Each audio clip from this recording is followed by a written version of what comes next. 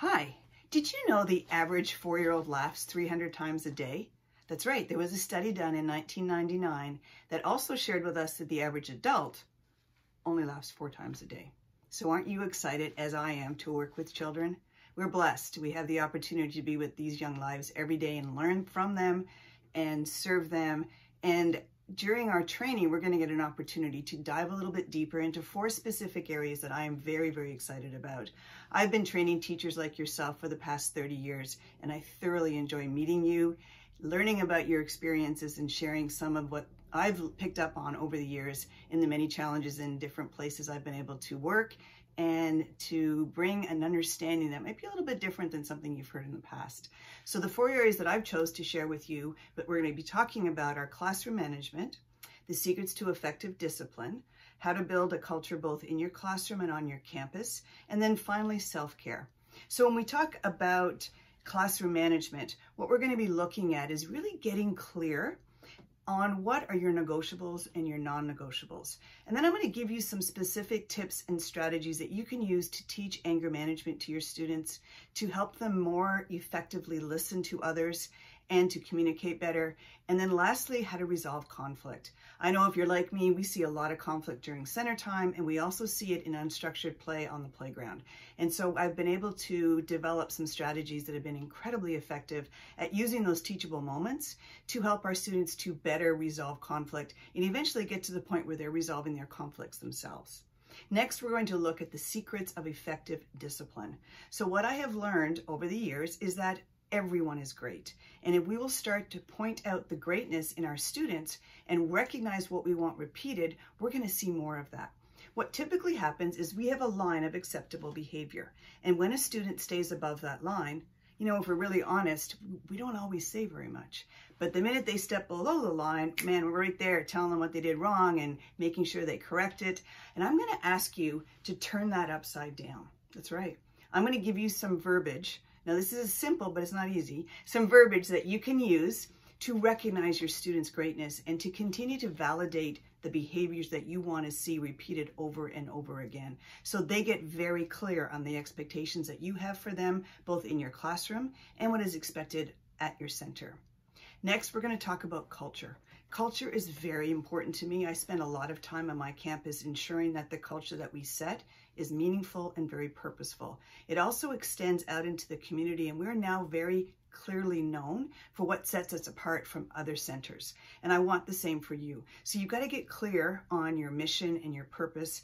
We've even gone so far as to teach our students a creed that came from our mission and vision statement, but turned it into I am statements, because as you know, anything that follows the words I am is what we bring into our reality, what we make true and real. And so we've allowed our students to be a part of that whole process. When you learn about real clear collaboration with both the other teachers on campus, then you can really look at some project-based learning stuff that happens where you can assimilate information across all different levels of your school day. Really exciting stuff. Brand new research is out there. I'd like to share that with you in hopes that you can take these back to your campuses. And then finally, I want to talk about self-care. What I have noticed in my travels is that as caregivers, as teachers, we tend to take care of others first, and we forget to take care of ourselves. It's very difficult to continue to pour into others if you're not filling up yourself. So we're going to talk about some specific things I want you to do and to be aware of that you can really make a difference so that you're showing up refreshed and at 100% every day. So we're going to look at what your self-talk is. What are the words you're saying to yourself? We're also going to explore the 4 things that you need in addition to your physical well-being. We know you need food, water, and shelter. But did you know you have 4 psychological needs that you need to meet each day? That's right, you do. It's the happiness recipe, and I'm going to share that with you when I get to see you.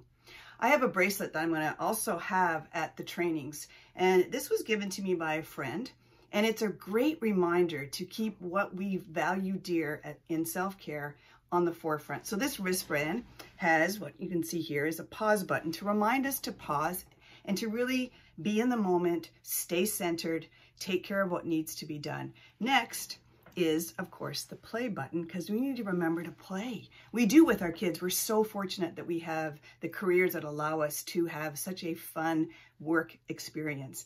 And then lastly, there's a happy face to remind us to have joy. And I'm going to have these at the conference when I meet with you.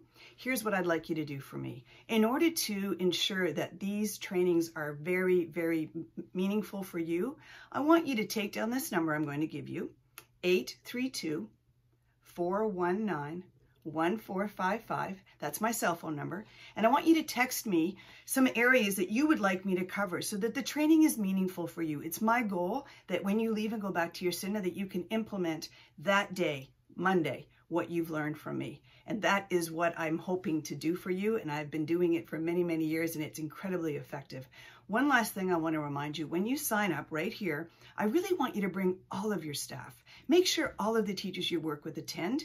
If you can make that happen, you will be a member of my VIP club. You will get preferential seating. You will get time with me that day. But most importantly, you will get a 30-minute follow-up call with me and your staff.